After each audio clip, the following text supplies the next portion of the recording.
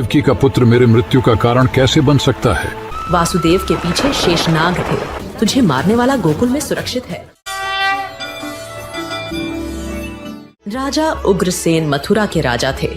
उनके पुत्र का नाम कंस और पुत्री का नाम देवकी था। कंस बहुत अत्याचारी था और अपने हठ के कारण उसने अपने पिता को ही राजगद्दी से उतार दिया और खुद मथुरा का नरेश बन बैठा। वह एक कठोर, निर्दयी और क्रूर व्यक्ति था। मथुरा में हर कोई उसकी क्रूर और दुष्ट प्रकृति से डरता था। लेकिन एक व्यक्ति था जिसे कंस प्यार करता था और जिसकी वह पूजा करता था। वह थी उसकी बहन देवकी। देवकी का विवाह वासुदेव नाम के एक यदुवंशी सरदार से तय हुआ था। तुम्हारे जाने के बाद ये महल सूना सूना लगेगा देवकी। शादी बहुत ही धूमधाम से हुई। न जाने क्यों देवकी के विदा होने पर मेरा मन विचलित हो रहा है। मैं देवकी को उसके ससुराल तक पहुंचा कर आऊंगा।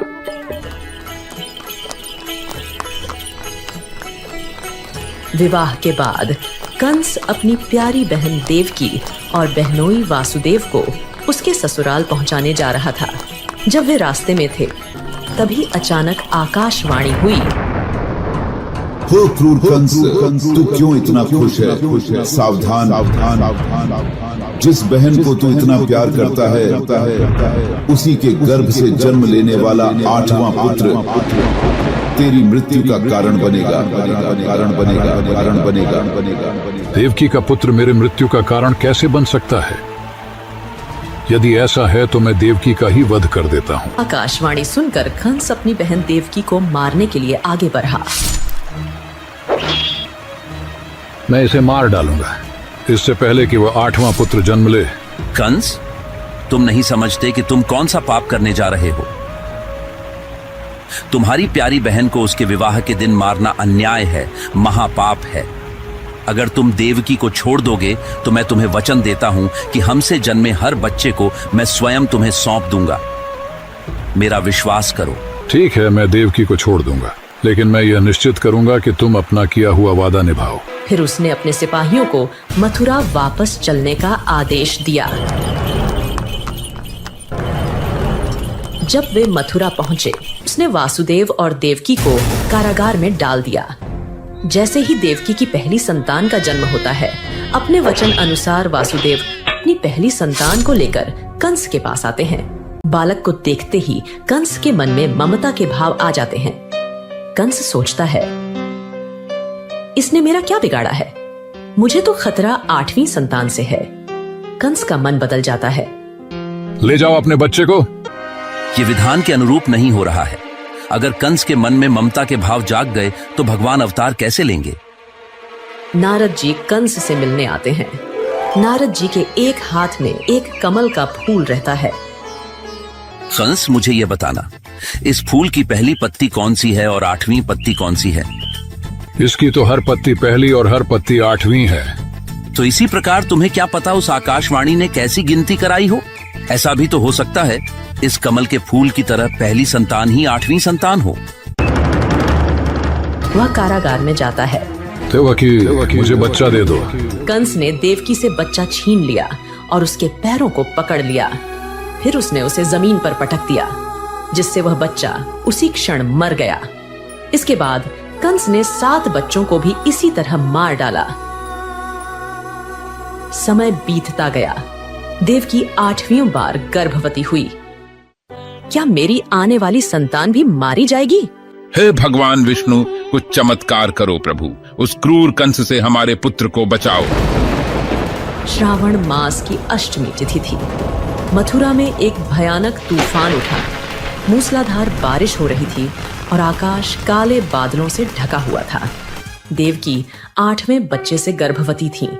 अचानक भगवान विष्णु उनके सामने प्रकट हुए। सुनो वासुदेव, तुम्हारी इच्छा पूर्ण हुई है और मैं तुम्हारे बच्चे के रूप में जन्म लूंगा। वासुदेव, इस बच्चे को यहाँ से गोकुल ले जाओ और उसे नंद के यहाँ जन्मी बच्ची के साथ बदल दो। ऐसा कहकर भगवान विष्णु अंतर्ध्यान हो गए।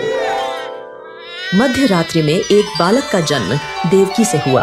देवकी देखो, जंजीरें खुल गई हैं। यह एक चमत्कार है। देवकी, जल्दी मुझे बच्चा दे दो।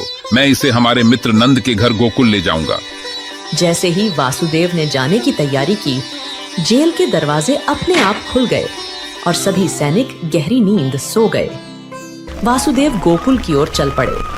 वासुदेव के पीछे शेषनाग थे, जो भगवान विष्णु के सिरहाने वैकुंठ में रहते थे। उन्होंने अपने फन को बच्चे की टोकरी के ऊपर फैला दिया, जिसे वासुदेव ने अपने सिर पर उठा रखा था। जल्द ही वासुदेव यमुना नदी के किनारे पहुंच गए और आश्चर्यजनक रूप से यमुना नदी ने उन्हें रास्ता दे दिया। वासुदेव गोकुल पहुंचे, जहां नंद की पत्नी यशोदा ने अभी अभी एक कन्या को जन्म दिया था। वासुदेव ने कृष्ण को बच्ची के पालने में रख दिया और बच्ची को धीरे से अपने साथ ले लिया और फिर काल कोठरी में वापस लौट आए। जैसे ही वह वापस लौटे, काल कोठरी के दरवाजे बंद हो गए। रक्षकों को जगाते हुए बच्चे के रोने की आवाज उनके कानों तक पहुंची। शिशु के रोने की आवाज सुनते ही रक्षकों ने तुरंत इस खबर को राजा कंस तक पहुंचाया। कंस तुरंत जेल में देवकी के पास पहुंचा। देवकी, मुझे बच्चा दे दो। यह तो एक कन्या है, और कैसे एक कन्या तुम जैसे एक महान योद्धा को क्षति पहुंचा सकती है? इसे छोड़ दो भाई। लेकिन कंस उनकी किसी भी विनती को सुनने के लिए तैयार नहीं था। जैसे ही उसने उस बच्ची को अपने हाथों में लिया, वह बच्ची उसके हाथ से फिसल गई और हवा में उड़ गई। अरे ओ दुष्ट कंस, एक निर्दोष बच्ची को मारने में तू अपनी बहादुरी समझता है? तुझे मारने वाला गोकुल में सुरक्षित है। समय आने पर वह तुझे ढूंढेगा और तुझे तेरे सभी पापों के लिए दंड देगा। ऐसा कहकर देवी दुर्गा अंतर्ध्यान हो गई। माँ दुर्गा के कथन सुनकर कंस भयभीत हो गया। इस तरह भगवान कृष्ण का जन्म हुआ